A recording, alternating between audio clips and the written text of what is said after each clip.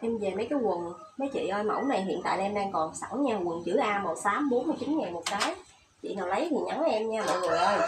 Đây em còn một cái màu đen nữa, mặc đi chơi đi làm ok luôn nha. Quần ống suông rộng giùm em nha mấy chị. Rồi chị nào ưng á cái mẫu chữ A này á, mọi người lấy nhắn em nha, em còn cái xám cái đen ha. Rồi còn cái này là nơ nha, cái này nơ quần cũng ống suông luôn. Đây màu đỏ nha, chị nào lấy đỏ nhắn em nha mọi người. Xám nè mọi người.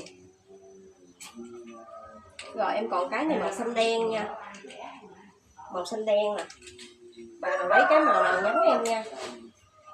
Rồi cái quần này màu xanh bơ nha, tất cả là quần ống suông nha, dưới 65 kg là vừa nha mọi người ơi. Có 2 túi nha, túi thì rất là sâu nha, mình để được cái điện thoại nha. Rồi còn này là quần màu đen nha.